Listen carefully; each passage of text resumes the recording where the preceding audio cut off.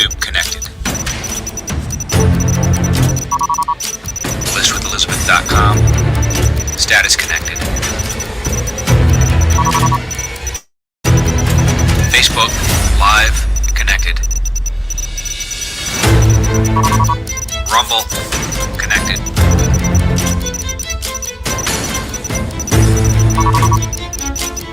Twitter X connected. LinkedIn connected. This is the booth. We are cleared to go live. Send the signal to the studio and go live.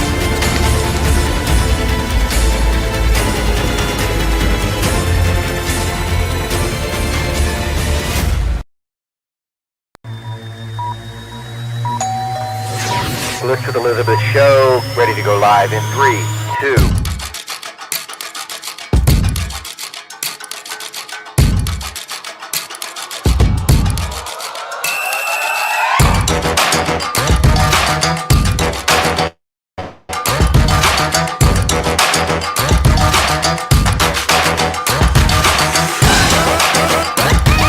When you think selling and buying a home, when I think real estate, I think List with Elizabeth. Elizabeth Kline. Elizabeth Ann Kline. And here is the host of the List with Elizabeth show, Elizabeth Kline.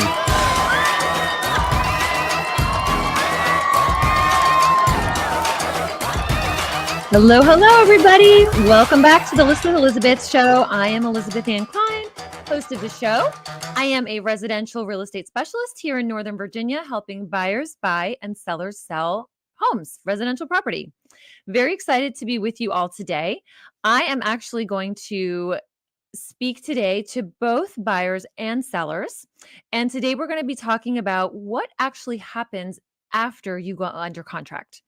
So there's a lot of information out there about how you get under contract, how you prep your home for sale for buyers, getting your loan together.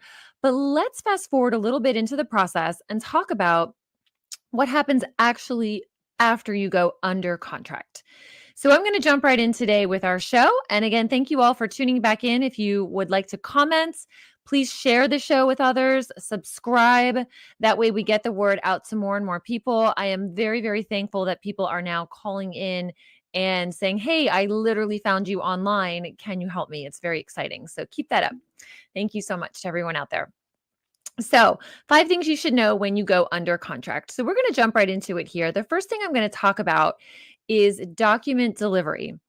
And in saying document delivery, I want to specify I'm talking about if the house is in a homeowners association or a condominium association, there is a specific packet of documents. Sometimes they're electronic, sometimes they're not, that must get ordered by the seller.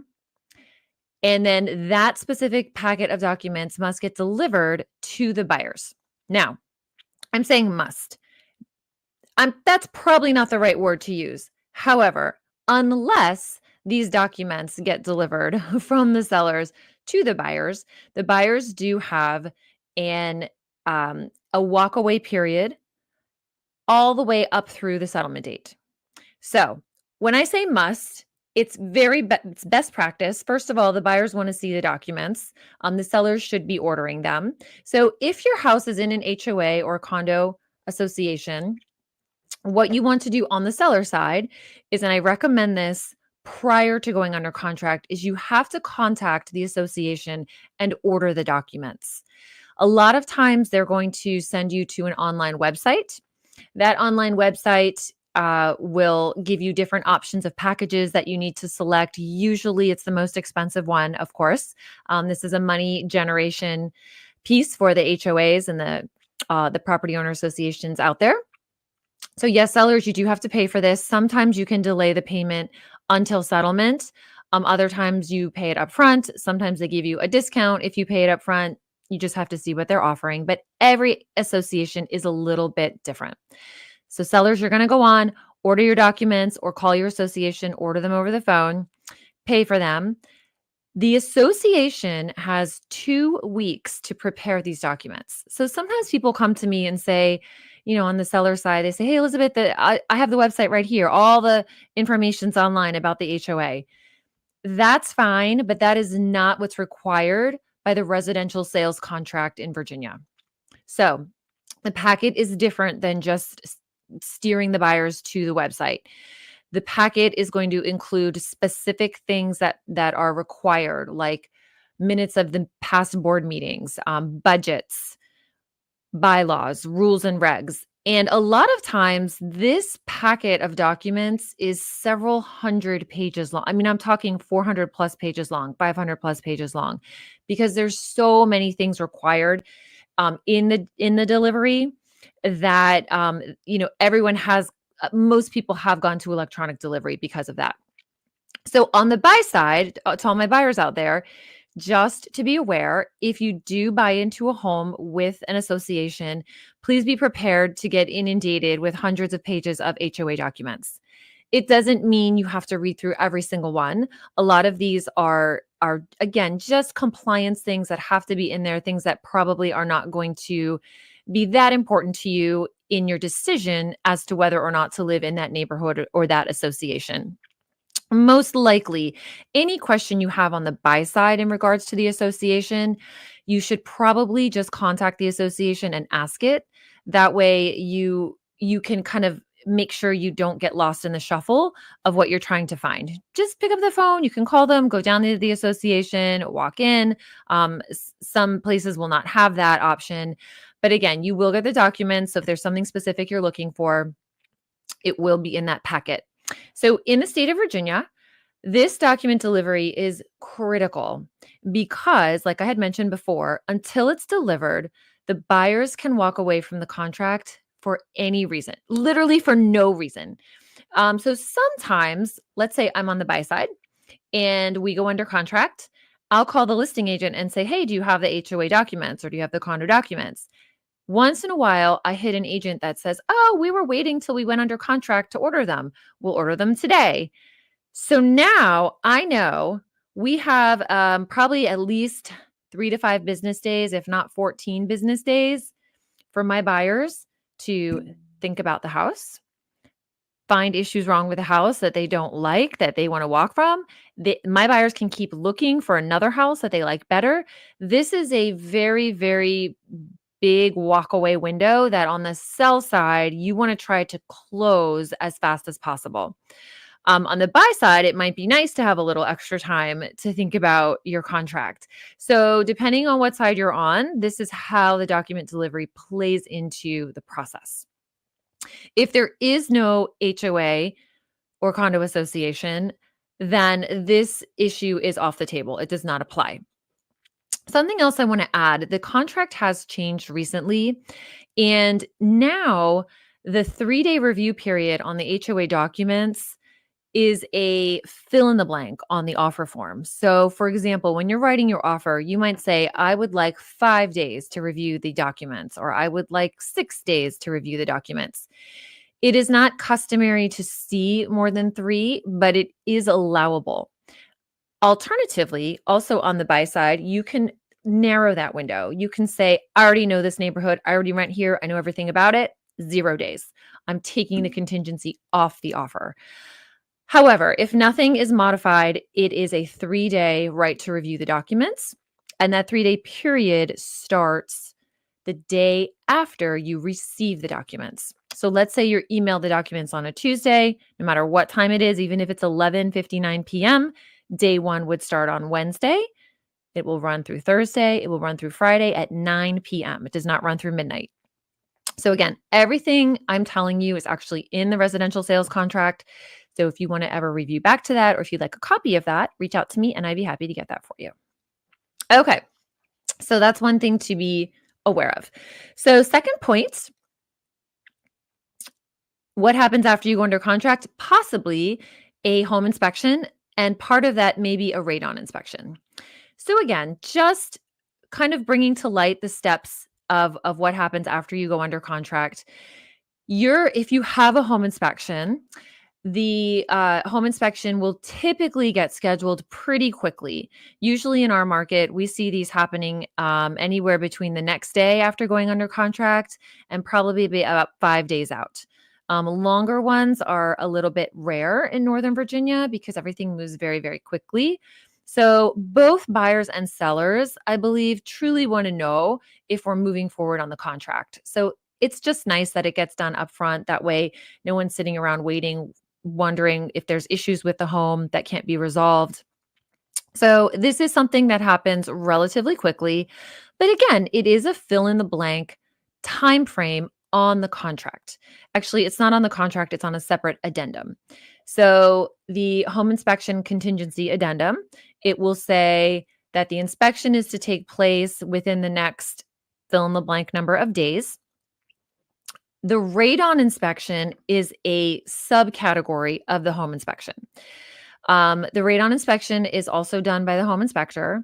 However, this timeline usually can be extended a little bit because for the radon, the inspector has to actually drop off a box, a radon detection box in the home, and then let it sit there for up to 3 days. Then they come back and collect the box, and then they do the reading and get the report back. So sometimes what we'll see on these contracts is, let's say the home inspection contingency may expire in 3 days and the radon may expire in 5 days. That's okay to see. Those can be different timelines. If you get a contract in on the sell side and you're not sure what everything means, definitely just review that with your agent. I'm sure they'll explain everything. And then on the buy side, just wanted you to know that those timelines may be staggered. The other thing just to note under this piece is with the home inspection, there's 2 ways to do a home inspection. One way is to do home inspection with the right to void, and that usually just has one time frame associated with it. So for example, as the buyer, you might say, I would like 3 days to get in there and do the home inspection. And at the end of those 3 days, I'm going to let the seller know whether or not we're moving forward or we're voiding the contract. If you do the other type of home inspection, which is right to void or the right to negotiate repairs, then there are 2 timelines in the addendum.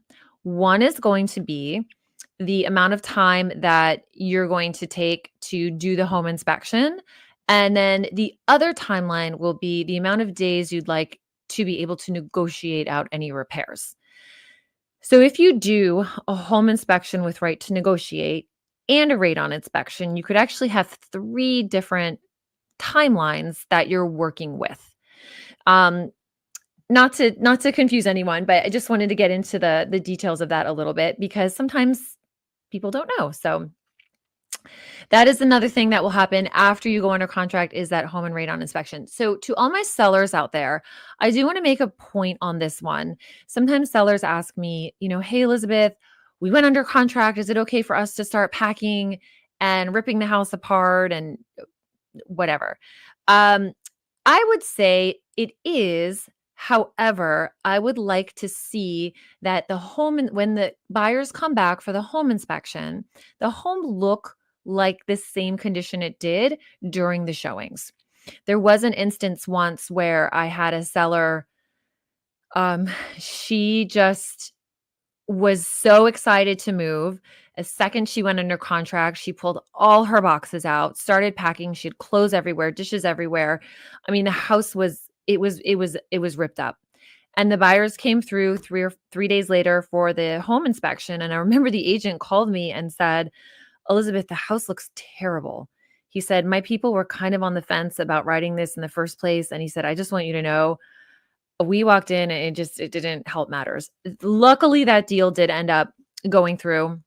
But just a shout out to all the sellers out there. It can make a difference. It can make an impression, especially sometimes buyers will bring family members to the home inspection that haven't seen the home before. So you don't want them walking in and going, oh, why did you buy this? You don't want any seeds of doubt to come in for no good reason.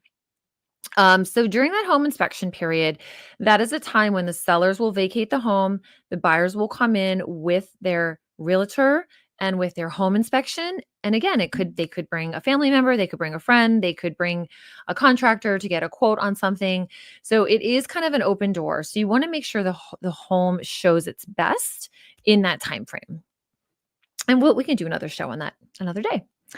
All right, let's move on to one of the other things to expect after you go under contract. In the state of Virginia, there is a potential wood destroying insect inspection. You may have heard of this called a termite inspection, which isn't wrong, but it's actually more than just a termite inspection. It's termite and any other wood destroying insects. So in our area here in Northern Virginia, we sometimes see carpenter bees. Carpenter bees are something that come up a lot on this inspection. They drill little holes into wooden decks. That's usually where we see them, but termites obviously are a part of this as well. So in Virginia, this is not what we call a contingency where a buyer could void the contract if they didn't like the results of the wood destroying insect inspection. Very important to understand and know that.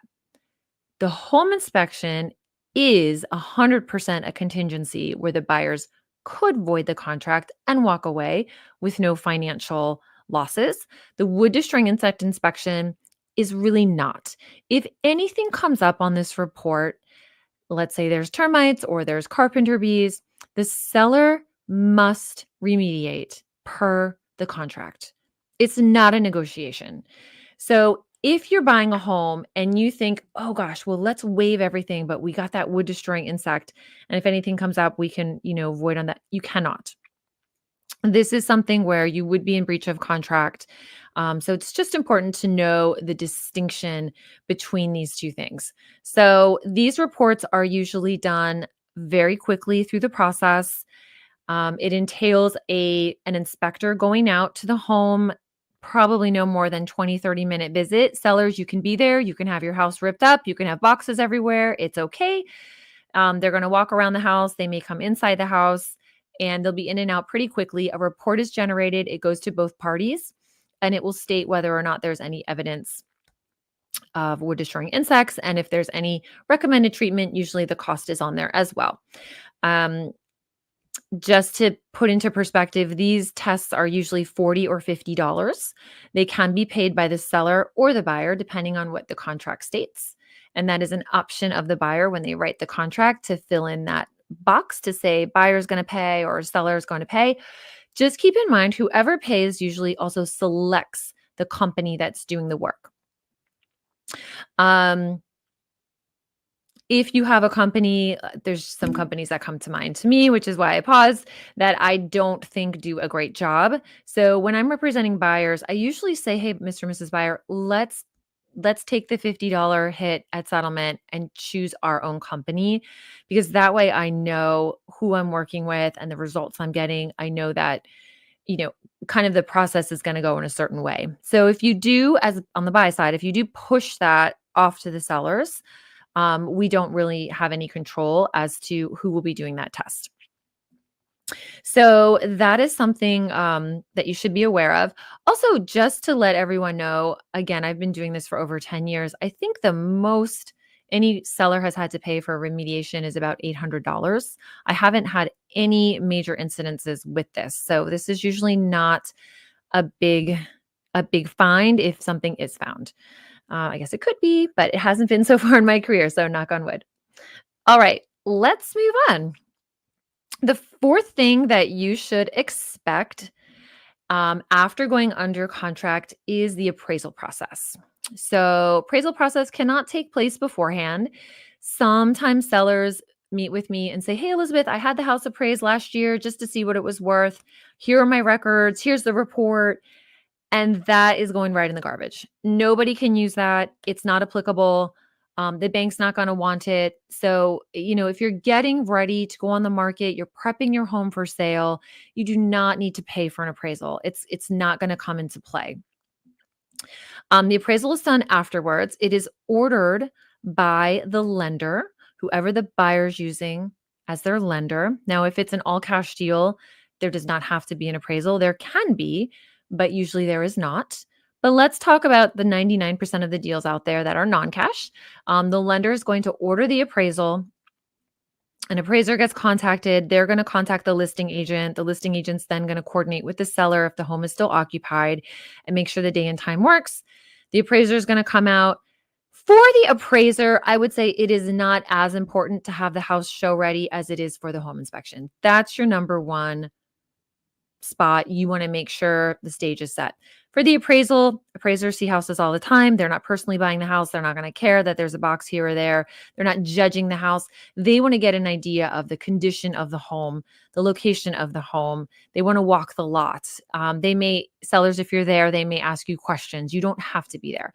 But if you're there, they may say, oh, tell me about any updates you've done, or that type of thing. So the appraisal process, again, happens after you go under contract. Sometimes this is called a rush appraisal, where you may be getting the appraisal process started in days 1 through 3, but more often than not, it's a little bit more on the back end. I'd say anywhere between days 7 and 12. The appraisals are starting. And also a note on the appraisal, the day the appraiser goes out to look at the home does not mean you're going to be getting the appraisal report back the next day. Sometimes there's a huge lapse of time between when the appraiser went out and when the report actually comes back.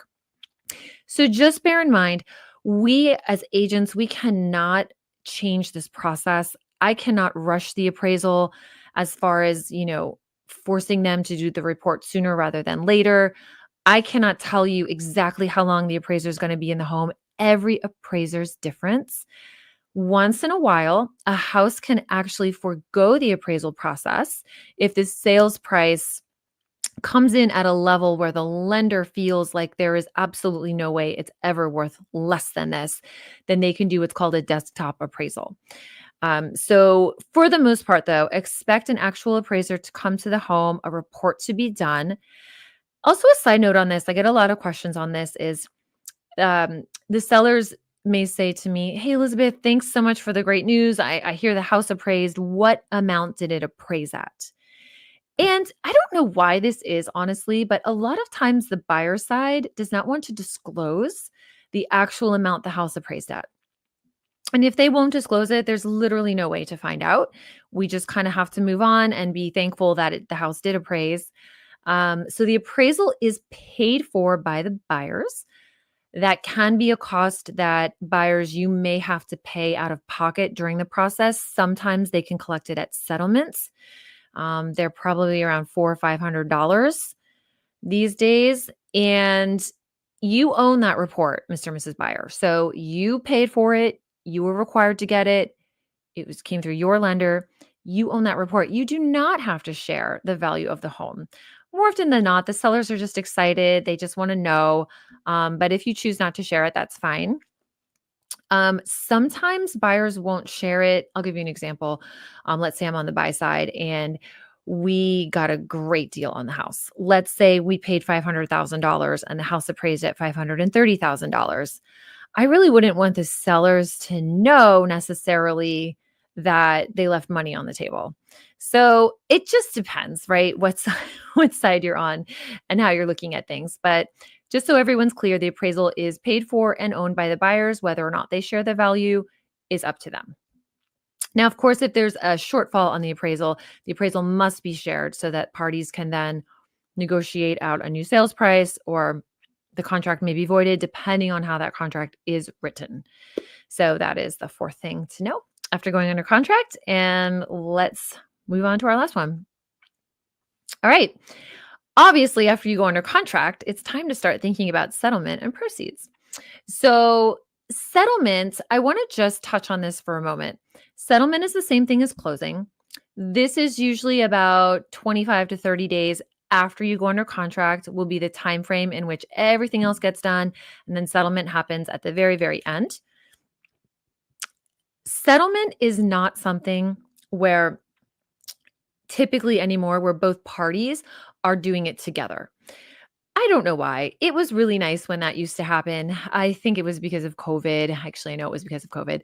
So once COVID hit, everyone was trying to stay isolated and whatnot. So title companies started doing, sellers would come in and sign their side of the documents a couple days before, even a couple days before the closing date, because they could.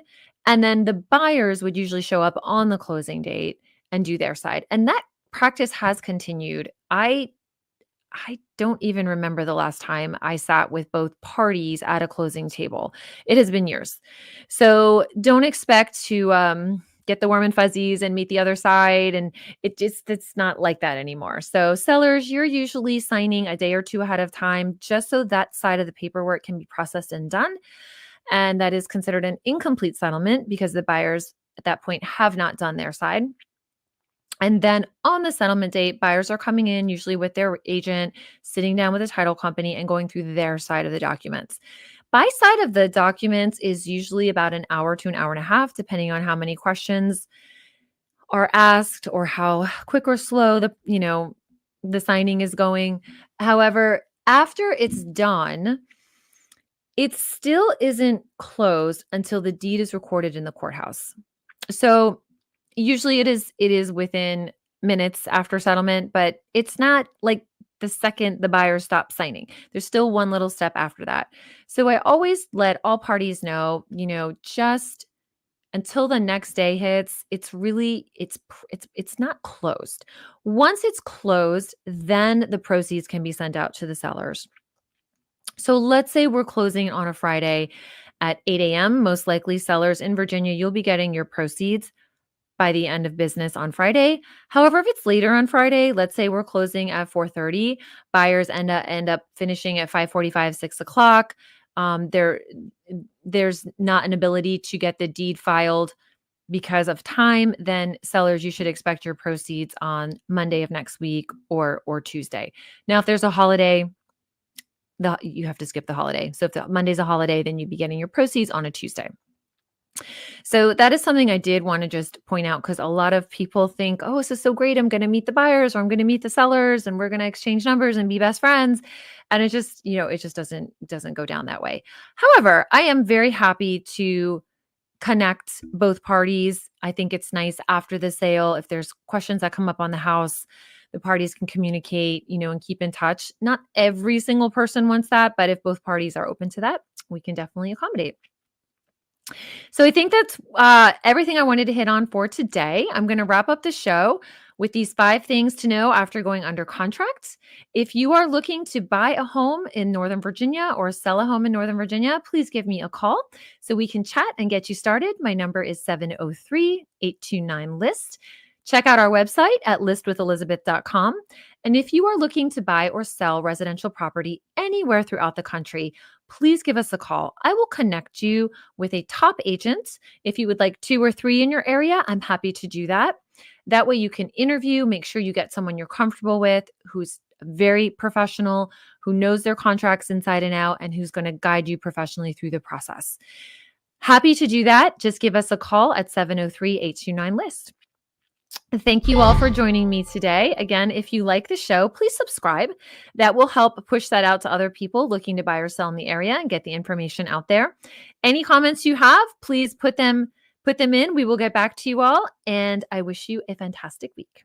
Till next time, signing off, Elizabeth Ann Kline. You're ready to sell your home. Don't be silly and do it alone. You gotta get Elizabeth on the phone or go to listwithelizabeth.com.